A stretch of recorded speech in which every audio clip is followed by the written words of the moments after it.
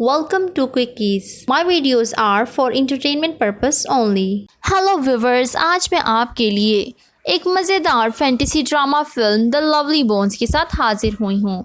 ये 2009 में रिलीज़ हुआ और 85% गूगल यूज़र्स ने इसे पसंद किया है।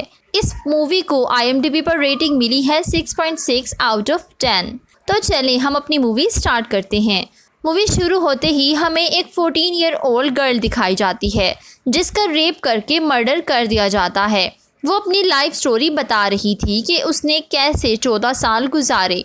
हमें पता चलता है कि उसका नाम सूजी है। उसकी छोटी सी फैमिली थी, उसके फादर एक अकाउंटेंट थे और ये लोग एक हैप्पी लाइफ गुजार रहे थे। सूजी एक वाइल्ड लाइफ फोटोग्राफर बनना चाहती थी, मगर वो एनिमल से ज़्यादा लोगों की पिक्चर्स लिया करती थी। सूजी की मदर ये देखकर हैरान हो जाती हैं जब उसने कैमरा के 24 रोल्स फिनिश कर लिए थे। अब उसका दिल था कि इन पिक्चर्स को डेवलप करवाया जाए, लेकिन उसकी मदर रिफ्यूज़ कर देती हैं, जिसकी वजह से वो काफ़ी सैड हो जाती है। लेकिन सूजी के फादर उसे हर मंथ एक रील डेवलप करवा कर देने का कहते हैं।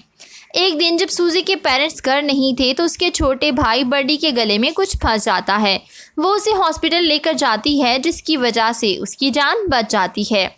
उसकी ग्रैंड माँ उसे कहती हैं कि अगर तुम किसी की जान बचाते हो तो तुम्हारी लाइफ लंबी हो जाती है। सूजी एक हाई स्कूलर स्टूडेंट थी और स्कूल उसके घर से थोड़ा दूर था। वो शॉर्टकट से भी कभी कभी आ जाया करती थी। सूजी के घर के पास एक होल था जहाँ लोग एक्स्ट्रा और यूज चीज़ें डाल देते थे। वो होल उन्हें निगल जाता था। थोड़े से डिस्टेंस पे एक लड़की का घर था जिसका नाम रुथ कॉर्नर था। उसमें कुछ मैजिकल पावर्स थीं। लोग उसे शक की नज़रों से देखते थे।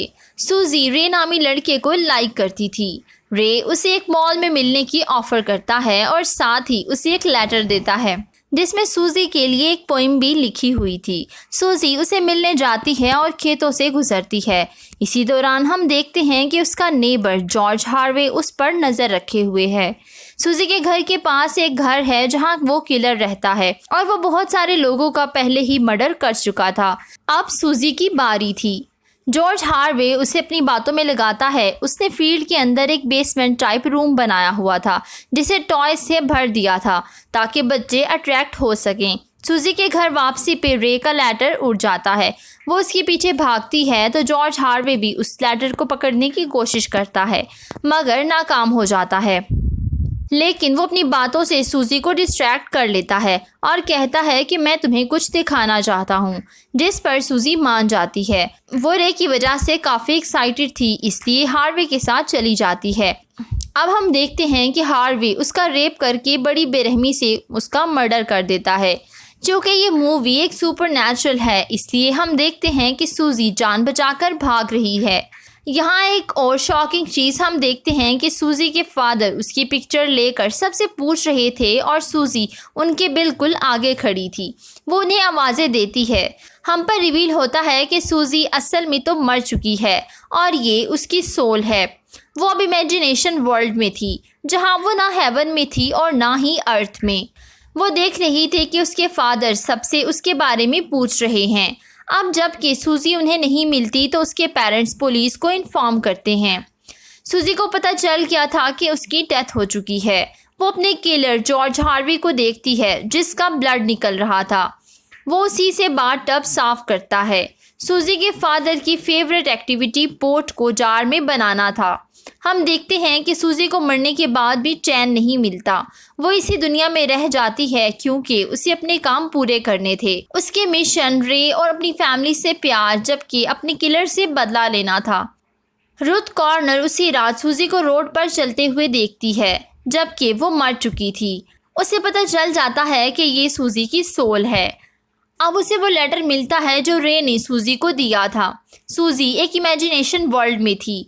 वहाँ कोई टाइम लिमिट नहीं था, लेकिन रियल वर्ल्ड में काफ़ी टाइम गुजर चुका था।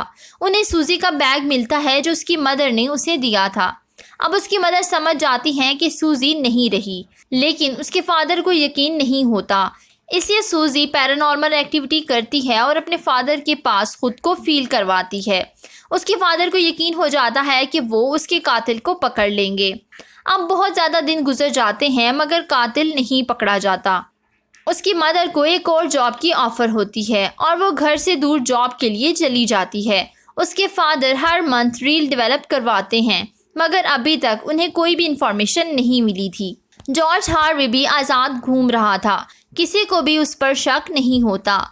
एक दिन सूजी की सिस्टर लिंडसी अपने डॉग के साथ बाहर आती है तो उसका डॉग जॉर्ज हार्वे को देखकर बार्क करना स्टार्ट हो जाता है।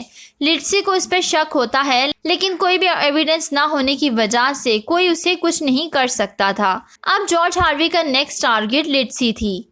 हम सूजी की सोल को उन लोगों से मिलते हुए देखते हैं जिन्हें हार्वे ने मारा था, और हमें ये भी पता चलता है कि उन्हें कैसे मारा गया। हार्वे ने पहला मर्डर एक ऑनर लेडी का 1960 में किया था। दूसरा मर्डर 1966 में 13 ईयर ओल्ड गर्ल जिकी का किया था और उसे गटर में फेंक दिया था। फिर एक गर्ल लिया फॉक्स को उसने एक स्ट्रीम में फेंक दिया। उसका नेक्स्ट विक्टिम एक 6 साल किड लेना थी और एक और छोटी बच्ची के बाद उसका शिकार सूजी हुई। इतने कत्ल करने के बाद भी वो बिल्कुल आज़ाद घूम रहा था, लेकिन अब सूजी की सोल उससे बदला लेना चाहती थी।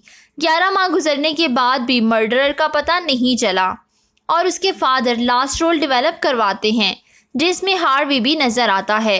सूजी के फादर जैक को शक होता है कि शायद इसी ने मेरी बेटी को मारा है। वो उस फ्लावर को देखते हैं जो अब मुरझा चुका था। हार्वे एक वुडन नेट बना रहा था। जैक को नहीं पता था कि ये उसकी बेटी के लिए है। उनमें से एक फूल खिल जाता है जो सिर्फ जैक देख सकता था। जैक उसे शक की नज़रों से देखता है और उसका पीछा करने लगता है। पुलिस वाले भी उसे कसूरवार समझते हैं कि तुम ऐसे किसी को भी ब्लेम नहीं कर सकते, लेकिन लिंडसी को यकीन था कि जॉर्ज हार्वे ही उसकी बहन का कातिल है। एक दिन लिंडसी चुपके से जॉर्ज हार्वे के घर आती है और एक डायरी पर अपनी बहन की पिक्चर और बाल देखती है। उस पर सारी प्लानिंग थी कि कैसे उसका मर्डर किया जाए। उसी टाइम जॉर्ज हार्वे आ जाता है। उसे शक होता है कि कोई उसके घर आया है। लिंडसी भागने में कामयाब हो जाती है। हार्वे भी वहां से भाग जाता है। जब तक पुलिस आती है तब तक वो जा चुका था। भागते हुए वो लाश को ठिकाने लगा जाता है। अब बहुत टाइम गुजरने के बाद जब वो किसी और को विक्टिम बनाने लगा था तो एक माउंटेन पर खड़ा होता है। एक आइस पीस आकर गिरता है जिसकी वजह से वो नीचे गिर जाता है और उसकी डेथ हो जाती है। यूं सूजी का बदला पूरा हो जाता है। रुथ अपने अंदर सूजी की सोल को बुलाती है और रे से मिलती है। टाइम गुजरने के साथ साथ उसके पेरेंट्स भी नॉर्मल हो जाते हैं और सूजी हेवन में चली जाती है। इसके साथ ही मूवी का एंड हो जाता है। Please don't forget to subscribe, follow my social handles. Thank you for watching.